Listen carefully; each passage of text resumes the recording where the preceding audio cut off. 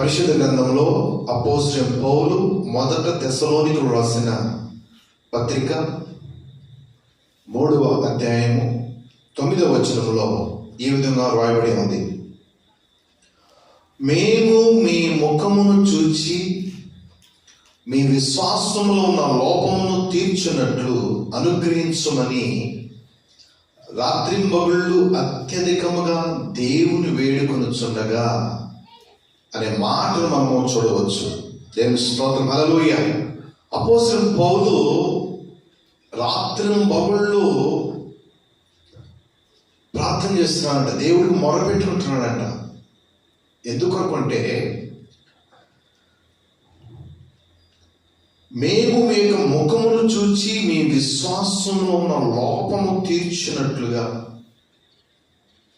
అటువంటి కృప, అటువంటి ఆత్మీయ అనుభవము ప్రతి సేవకుడికి, ప్రతి క్రైస్తవుడికి ఉండాలి. మనము కొన్ని సందర్భాల్లో చూడవచ్చు, పోలీసులు, సిబిఐ, ఈ ఇన్వెస్టిగేషన్ డిపార్ట్మెంట్లో పనిచేసే వాళ్ళు, వారికి కొన్ని విషయాలు చాలా స్పష్టంగా అర్థమవుతాయి. జాగ్రత్తగా గమనించిన ప్రియబిడ్డలారా, వారు కొందరు ముఖాలు చూడగానే ఎవరు మంచివారో ఎవరు చెడ్డవారో వారికి తెలిసిపోతుంది. జాగ్రత్తగా గమనించిన ప్రియబిడ్డలారా, అలాగే ఈ లోకంలో ఉంటున్న మనము కొన్ని సందర్భాల్లో ముఖాలను చూసి మనము ఒక అంచనాకు రావచ్చు. ఉదాహరణ మనం చూసుకున్నట్లే, ఎవరైనా మీకు అవసరతలో ఉన్నప్పుడు మీరు ఎవరి దగ్గరికి వెళ్ళి కొద్దిగా అప్పు అడిగారు అనుకోండి, ఇచ్చేవాళ్ళు ఇస్తారు, ఇవ్వని వాళ్ళు అనేకమైన కారణాలు చెప్తారు. కొంతమంది ముఖం తిప్పుకుంటారు. ముఖం తిప్పుకున్నప్పుడు మనకి అర్థమైపోతుంది వీళ్ళు ఎవరు అనేది. అందుకనే అదే మాటలు దేవుడు కూడా అంటున్నాడు, అప్పు ఎవరైనా అడిగితే మీ ముఖము తిప్పుకొనవద్దు అని మత్తయి రాసిన సువార్త 5వ అధ్యాయం 42వ వచనం మనం చూడవచ్చు. ముఖము చూడగానే కొన్ని విషయాలు మనకు అర్థమవుతాయి. అలాగే దేవుడు ఒక సందర్భంలో ఒక ధనవంతుడైన యవనస్తుతో మాట్లాడుతున్నాడు. నీ ఆస్తిని అంతా పేదలకు ఇచ్చేవని అని చెప్పినప్పుడు ఆ యవనస్తుడు అతని యొక్క ముఖాన్నంట చిన్నపుచ్చుకున్నాడంట. చాలా స్పష్టంగా రాసి ఉంది మార్కు రాసిన సువార్త 10వ అధ్యాయం 22వ వచనంలో. అంటే ముఖము వికారం చేసుకున్నప్పుడు, ముఖము చిన్నపుచ్చుకున్నప్పుడు, ముఖం తిప్పుకున్నప్పుడు, ఇలా మనము కొన్ని సందర్భాల్లో మన యొక్క భావమును, మన యొక్క విధానమును ముఖ కవలికల్లోనే మనము తెలియపరుస్తాం. నా మాట మీకు అర్థమవుతాయా? పోలీసు వాళ్ళు ఉన్నారు అనుకోండి, వారు మొహం చూడగానే చెప్పేస్తారు. జాగ్రత్తగా గమనించే ప్రియమిట్లారా, అలా పై రూపాన్ని బట్టి మనము కొన్ని విషయాలు అంచనాకు రాగలుగుతాం. కానీ ఆత్మ సంబంధమైన విషయాల్లో అట్టి విధమైన అంచనాకి రావాలంటే అది అసాధ్యం. ఎందుకంటే మనుషులు ఎలా ఉంటారు అంటే, లోపలేమో కుట్రలు, కుతంత్రాలు, రకరకాల అసూయ, ద్వేషము, రకరకాల ఉద్దేశంతో ఉంటారు. కానీ పైకి మాత్రం వారు చాలా మంచిగా ఉంటారు, వేషధారులుగా ఉంటారు. అటువంటి వారిని చూడగానే మనము కనిపెట్టాలి అంటే వారు మంచివారా చెడ్డవారా, వారి విశ్వాసము లోపము, ఇటువంటివన్నీ మనం తెలుసుకోవాలంటే మనము ఆత్మలో ఎదగాలి, ప్రార్థనలో ఎదగాలి, దేవుడి దగ్గర మొర పెట్టుకోవాలి. జాగ్రత్తగా గమనించిన ప్రియబిడ్డలారా, ఇక్కడ అపోస్తలుడైన పౌలు గారు అదే అంటున్నాడు, మీ ముఖము చూచి మీ విశ్వాసంలో ఉన్న లోపాన్ని మేము చెప్పగలగాలి అంటున్నాడు. అలా చెప్పగలగడానికి కావలసిన ఆ కృపను, ఆ అనుభవాన్ని దయచేయమని ప్రార్థిస్తున్నారంట రాత్రింబగళ్ళు. ఈరోజు వాక్యం ఇచ్చిన ప్రతి ఒక్కరు దయచేసి గమనించవలసిన విషయం ఏంటంటే, మనకి చాలా స్పష్టంగా అర్థమైపోతుంది. ఏమర్థమైపోతుంది? ఇప్పుడు ఎవరికి తెలియకుండా ఎవరైనా ఒక పాపం చేశారు అనుకో, ఎవరికి తెలియకుండా ఎవరైనా ఒకరు దొంగతనం చేశారనుకో, అది ప్రజలకు తెలిసిపోయింది అనుకో, వాడికి ఆలోచన వచ్చింది, నేను ఎవరికి తెలియకుండా వ్యభిచారం చేశాను, కానీ ఊరందరికీ తెలిసిపోయింది. నేను ఎవరికి తెలియకుండా దొంగతనం చేశాను, కానీ ఊరందరూ తెలిసింది. ఇది ఎలా సాధ్యము, ఇది ఎలా జరిగింది అని వాడు అనుకుంటాడు. జాగ్రత్త గమనించబడి అలా కాకుండా నువ్వు అందరూ చూస్తుండగానే సిగ్గు శరం వదిలేసి ఇష్టానుసారంగా ప్రవర్తిస్తూ జీవించావు అనుకో, నీ గురించి ప్రత్యేకంగా ఎవరు చెప్పవసరం. జాగ్రత్తగా గమనించబడి పెట్టారా. ఇప్పుడు ఉదయం లేచిన కాడ నుంచి రాత్రి పడుకునే వరకు ఫోన్ నెట్ అయిపోయే వరకు, నెట్ బ్యాలెన్స్ అయిపోయే వరకు, ఛార్జింగ్ అయిపోయే వరకు ఫోన్ పట్టుకుని తిరుగుతున్నావు అనుకో. జాగ్రత్తగా గమనించబడి పెట్టారా. నీ గురించి ఒక ప్రత్యేకంగా చెప్పాలా. నువ్వేం చేస్తున్నావు అనేది లోకమంతా చూస్తున్నప్పుడు, నీ గురించి లోకమంతా తెలుస్తున్నప్పుడు, నీ గురించి ప్రత్యేకంగా ఒకరు చెప్పనవసరం లేదు. జాగ్రత్తగా గమనించండి. నువ్వు ఉదయం లేచినప్పటి నుంచి రాత్రి పడుకునే వరకు నువ్వు ఎవరితో ఉంటున్నావో, ఎవరితో మాట్లాడుతున్నావో, ఎవరితో కలుగుతున్నావో, ఏ విధంగా పని చేస్తున్నావో, ఏ విధంగా పాపం చేస్తున్నావో, ఏ విధంగా మంచి చేస్తున్నావో, చెడు చేస్తున్నావు, ఏం చేస్తున్నావు అన్నీ అందరికీ తెలిసేలాగా కనపడేలాగా నువ్వు కనిపిస్తున్నావు అనుకో, కనిపించే విధంగా నువ్వు ప్రవర్తిస్తున్నావు అనుకో, అట్టి విధంగా నువ్వు జీవిస్తున్నావు అనుకో, నీ గురించి ప్రత్యేకంగా ఎవరో వచ్చి చెప్పనవసరంలా. జాగ్రత్తగా గమనించు ప్రేమికులు. పిల్లి ఏమనుకుంటుందంట, నన్ను ఎవరు చూడట్లేదు అనుకుంటాం. పాలు తాగే పిల్లి నన్ను ఎవరు చూడట్లేదు అనుకుంటుందంట. జాగ్రత్తగా గమనించు ప్రేమికులు. నిన్ను ఎవరు చూసినా చూడకపోయినా అర్థమైపోతుంది. ఇంట్లోకి ఎవరు వచ్చినట్టుగా, పాలు ఒలిగిపోయినట్టుగా, పాలు తగ్గిపోయినట్టుగా, పాలు తాగేసినట్టుగా, ఇటువంటి పరిస్థితులన్నీ మనకి స్పష్టంగా కనిపించినాయి అనుకో, మనం అప్పుడేమనుకుంటాం, పిల్లి వచ్చింది అని అనుకుంటాం. అవునా కదా. జాగ్రత్తగా గమనించండి. ఈరోజు వాక్యం ఇచ్చిన మనము దయచేసి గమనించవలసిన విషయం ఏంటంటే, నువ్వు ప్రవర్తించే విధానం లోకమంతా చూస్తుంది. లోకమంతా చూస్తున్నప్పుడు నీ బతుకు గురించి మరొకరు వచ్చి ఎవరు ఎండగట్టడం లేదు. నీ బతుకు నువ్వే ఎండగట్టుకుంటున్నావు. జాగ్రత్తగా గమనించు ప్రేమిట్లా. నీ బతుకు ఎలా ఉందో లోకమంతా చూస్తున్నప్పుడు, నీ బతుకు గురించి లోకమంతా చెప్పుకుంటున్నప్పుడు, నీ బతుకును ఎవరో ఎండగట్టడం లేదు, నీ బతుకు నువ్వే ఎండగట్టుకుంటున్నావు అనే విషయాన్ని నువ్వు గ్రహించుకుంటే చాలు. దాని స్తోత్రం, హల్లెలూయా. కాబట్టి ఈరోజు వాక్యం ఇచ్చిన ప్రతి ఒక్కరూ దయచేసి గమనించవలసిన విషయం ఏంటంటే, స్టెఫను ఆత్మతో నింపబడి దేవుని యొక్క వాక్యము ప్రకటిస్తుండగా స్టెఫను ముఖం అంటే ఎలా మారిపోయిందంట, దేవదూతల ముఖం వల్లే మారిపోయిందంట. వారికి అర్థమైపోయింది. స్టెఫన్ ముఖం చూడంగానే అతడు ఆత్మతో మాట్లాడుతున్నాడు, శక్తితో మాట్లాడుతున్నాడు, దేవుని బలంతో మాట్లాడుతున్నాడు. ఆ మాటలు మాట్లాడుతుండగానే అతనికి అక్కడ ఉన్న ప్రజలందరూ గమనించారు, అతని ముఖము దేవదూతల ముఖం వల్లే అయిపోయింది. జాగ్రత్తగా గమనించినప్పుడు ఏమిట్లా. అలాగే అపోస్తుల కార్యంలో మనం ఒక సందర్భంలో 20వ అధ్యాయంలో మనం చూడవచ్చు.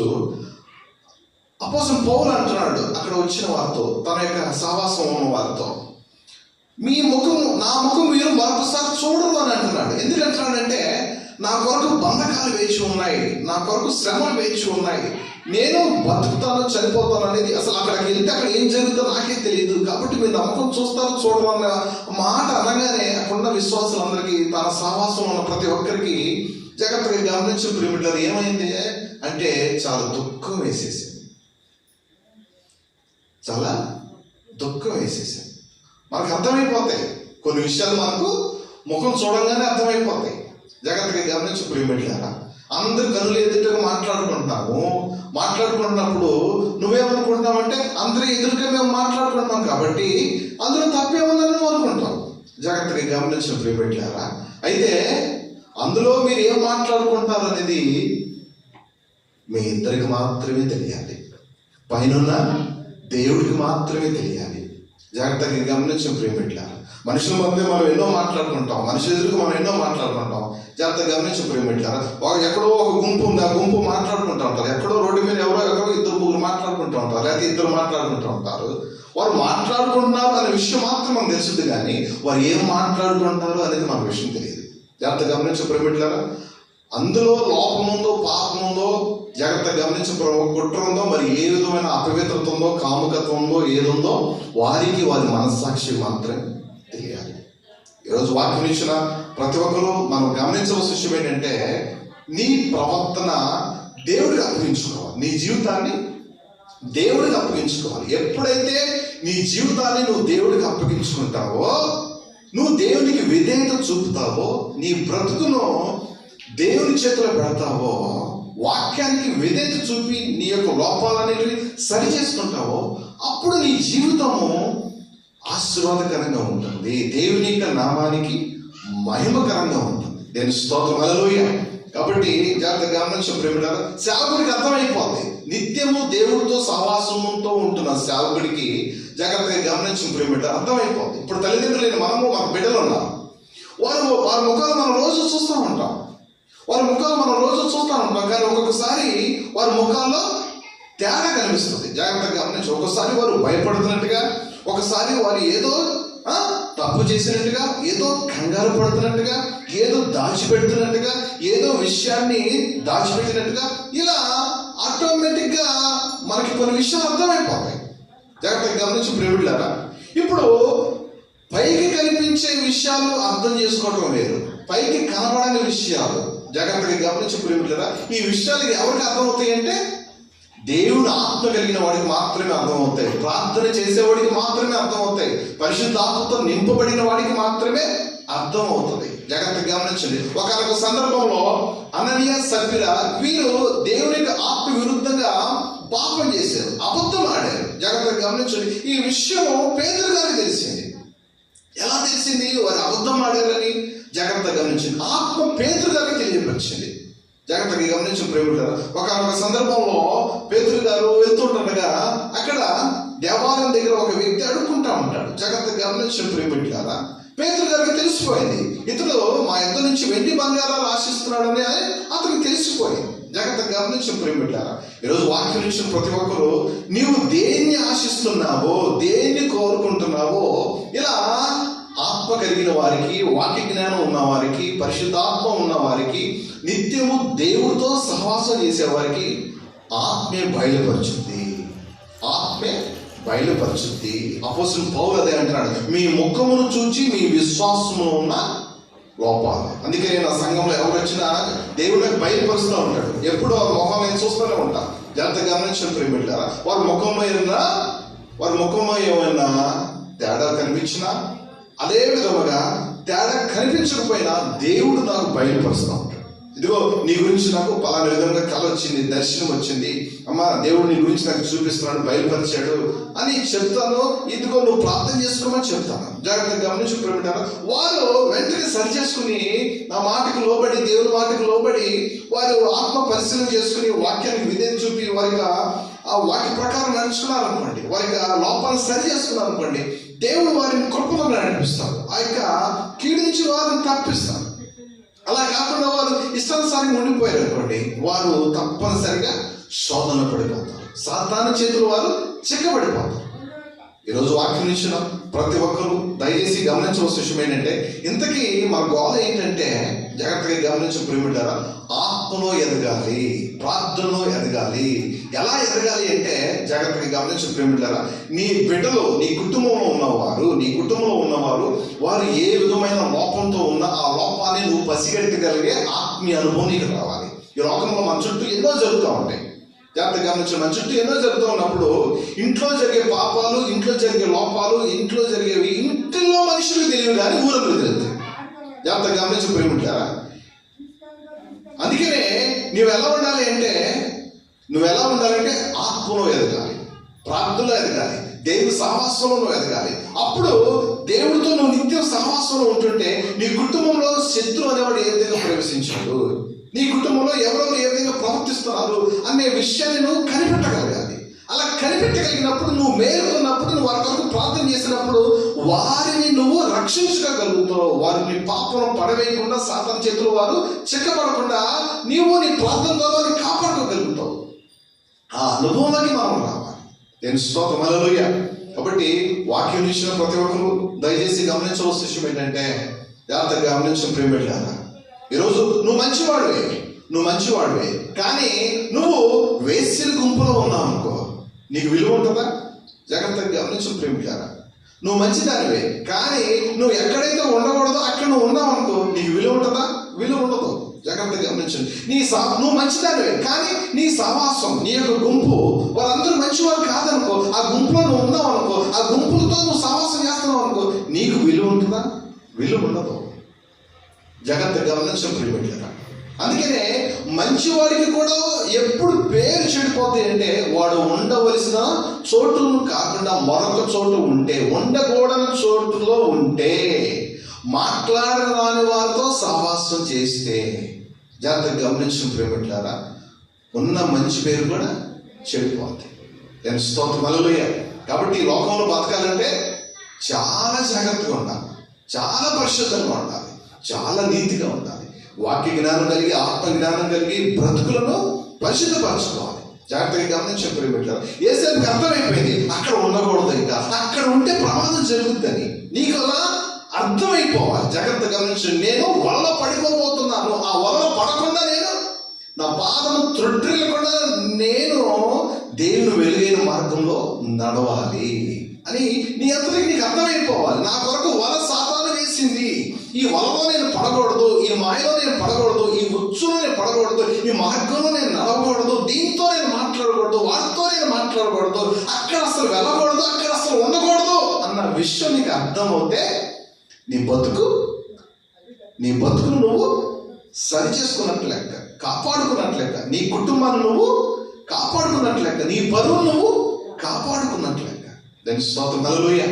జాగ్రత్త గమనించిన ప్రియమిట్లారా, ఈరోజు వాక్యం ఇచ్చిన ప్రతి ఒక్కరు జాగ్రత్తగా గమనించిన ప్రియమిట్లారా, దేవుడు నాకు అట్టి కృపించాడు, దేవుడు నాకు అట్టి కృపించాడు. ముఖం చూడగానే నాకు అర్థమైపోతాయి. నీ గురించి నాకు మరొక 100 మంది చెప్పవసరం. జాగ్రత్తగా గమనించిన ప్రియమిట్లారా, దేవుడు నాకు కళల వరం ఇచ్చాడు, దర్శన వరం ఇచ్చాడు, ఆత్మ ఫలాలు ఇచ్చాడు, ఆత్మ వరాలు ఇచ్చాడు, అన్ని కృపా వరములు దేవుడు నాకు ఇచ్చాడు. జాగ్రత్తగా గమనించిన ప్రియమిట్లారా, నీ కొరకు నేను ప్రార్థన చేస్తే తప్పనిసరిగా దేవుడు నాకు ఏదో ఒకటి బయలుపరుస్తాడు. ఈరోజు వాక్యం ఇచ్చిన ప్రతి ఒక్కరు సంఘ కాపరి దేవుని బిడ్డలు అటువంటి ఉన్నతమైన స్థితిలోకి రావాలి. జాగ్రత్తగా గమనించిన ప్రియమిట్లారా, ఎందుకంటే ఒక్కొక్కరికి ఒక్కొక్క బాధ, ఒక్కొక్కరికి ఒక్కొక్క సమస్య.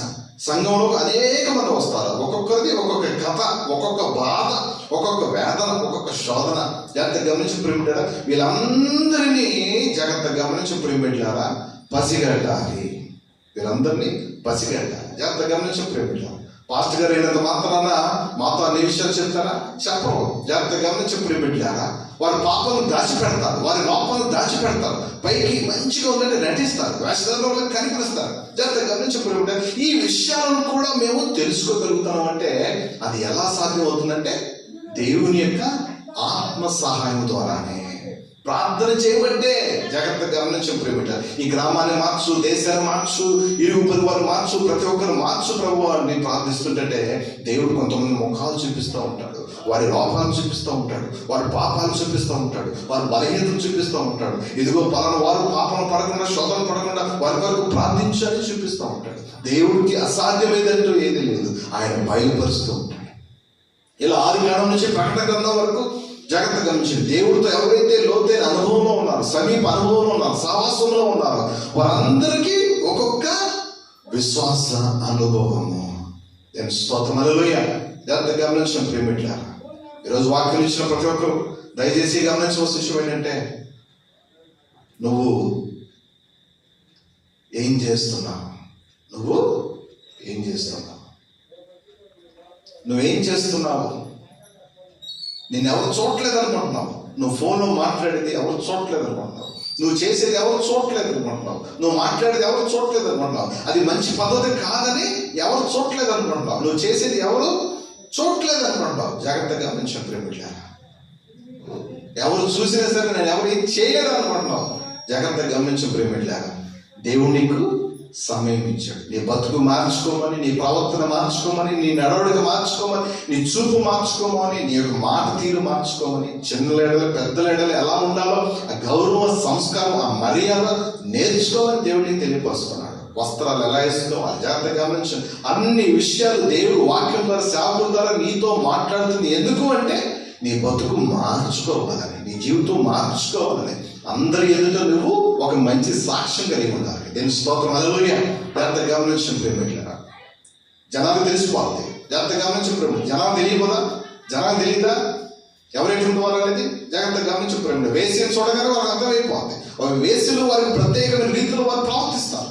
జాగ్రత్త గమనించి ప్రజలకు అర్థమైపోతుంది, ఓహో వీరు అటువంటి వారు. అలాగే తాగుబోతులు, తిరుగుబోతులు, దొంగలు వారు విచిత్రంగా ప్రవర్తిస్తారు, వారికి అర్థమైపోతుంది. జాగ్రత్త గమనించండి. వేస్తారు వారు ఒక్కొక్కరు రకంగా ప్రవర్తిస్తారు. ఇవన్నీ మనకు కొన్ని విషయాలు అనుభవం ఉంది, కొన్ని విషయాలు అనుభవం లేవు. జాగ్రత్త గమనించి ప్రేమింటారా. అందుకనే దేవుడు మనము ప్రార్థనలో ఉంటుండగా, దేవుడితో సహవాసం చేస్తుండగా దేవుడు మనకు అనేక విషయాలను బయలుపరుస్తానంటాడు. దేని స్తోత్రం. హల్లెలూయా.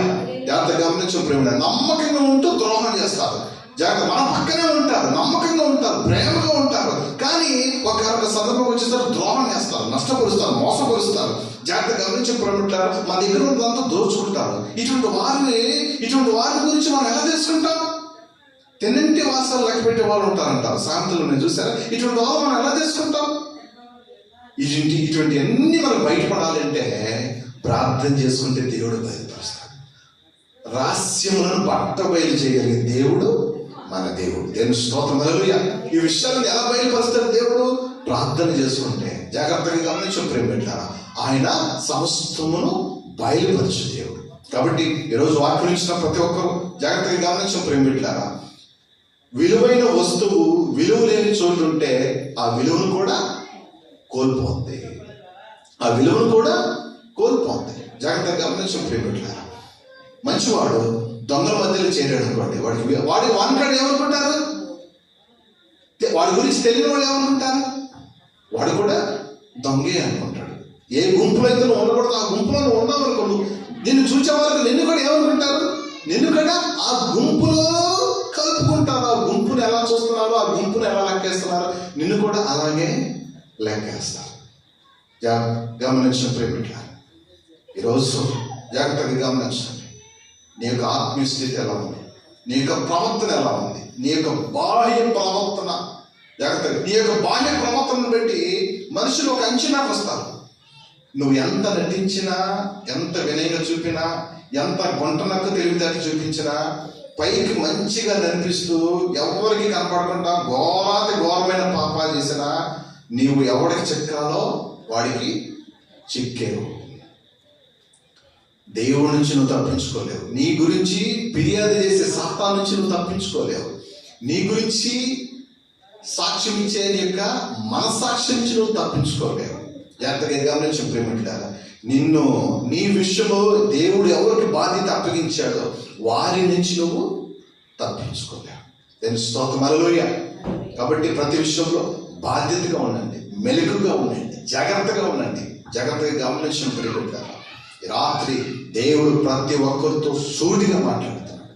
జాగ్రత్తగా గమనించిన ప్రేమిట్లారా, కొన్ని మనము పద్దాక ఏదైతే చేస్తూ ఉంటామో ఆ చేయడాన్ని బట్టి వారికి అర్థమైపోతుంది. ఓహో వీడికి ఫోన్ పిచ్చోడు, వీడికి ఉదయం లేచిన కాడి నుంచి రాత్రి వరకు ఫోన్ ఉండాలి. జాగ్రత్తగా గమనించండి. అలా అర్థమైపోతుంది. వీడికి క్రికెట్ అంటే పిచ్చి అర్థమైపోతుంది. వాడు క్రికెట్ ఆడకపోయినా టీవీలో కానీ ఫోన్లో కానీ ఏదో రకంగా మాట్లాడితే క్రికెట్ చూస్తున్నాడు అర్థమైపోతుంది. ఓహో వీడికి క్రికెట్ అంటే ఇష్టము, పిచ్చి. జాగ్రత్తగా గమనించుకుంటారు. ఇలా కొన్ని విషయాలు మనం అర్థం చేసుకోవచ్చు. జాగ్రత్తగా గమనించుకుంటారు. కానీ కొన్ని విషయాలు ఉంటాయి దేవుడికి మాత్రమే తెలుసు, సాతానికి మాత్రమే తెలుసు. నీతో పాపం చేపించే సాతానికి మాత్రమే తెలుసు. నీ అంతరంగా నిన్ను సృష్టించిన దేవుడికి నీ గురించి సమస్తం తెలుసు. నీ కొరకు మొరపెట్టే సేవకుడికి దేవుని ఆత్మ సహాయం ద్వారా నీ గురించి సమస్తం తెలుసు. దాని స్తోత్రం. హల్లెలూయా. కాబట్టి వాక్యం ఇచ్చిన ప్రతి ఒక్కరు జాగ్రత్తగా గమనించండి ప్రేమికులారా. తప్పు చేసేవాడు పోలీసు వాళ్ళని చూడంగానే వాడికి ఒకలాంటి భయం వచ్చింది. ఆ భయం వల్ల వాడు కంగారుగా వాడి ప్రవర్తనను, బాహ్య ప్రవర్తనను వాడు చూపిస్తూ ఉంటాడు. జాగ్రత్తగా గమనించండి ప్రేమికులారా. వాడు కొత్త దొంగ అనుకో, వాడు కంగారు పడతాడు, భయపడతాడు, జాగ్రత్తగా గమనించి పరుగు తీస్తాడు. వాడు పోలీసు వాడు కంట నుంచి తప్పించుకోవడానికి అనేకమైన ప్రయత్నాలు చేస్తాడు. ఆడు సీనియర్ దొంగ అనుకో, జాగ్రత్తగా గమనించి మోస్ట్ వాంటెడ్ టెక్నికల్గా అన్ని తెలివిగా దొంగ అనుకో, వాడు భయపడ్డావు, కంగారు పడ్డావు. జాగ్రత్తగా గమనించకుండా ఏ విషయంలో కూడా అజాగ్రత్తగా ఉన్నాడు. పోలీసులు చూసినా సరే జాగ్రత్తగా, వాడికి అర్థం కాదు వీడు మంచోడు అన్నట్టుగా ఉంటారు. అటువంటి వాళ్ళు ఎలా పట్టుకుంటారు? జాగ్రత్తగా గమనించకుండా దేవుడు సమస్తమును బట్టబయ చేస్తాడు. దేవుని స్తోత్రం. హల్లెలూయా. ఈరోజు వాక్యం ఇచ్చిన ప్రతి ఒక్కరు జాగ్రత్తగా గమనించండి. నువ్వు మనుషుల చేతికి నువ్వు చిక్కలేదేమో, దేవుడి చేతికి నువ్వు చిక్కావు. నీతో పాపం చేయించిన సాతాను చేతికి నువ్వు చిక్కావు. జాగ్రత్త. దేవుడితో నువ్వు మాట్లాడుతున్నావు, సాతాను వల్ల నువ్వు పడ్డావు. నీ విలువను నువ్వు పోగొట్టుకోవాలి. జాగ్రత్తగా గమనించండి. దేవుడి కొద్ది మాటలు దీవించును గాక.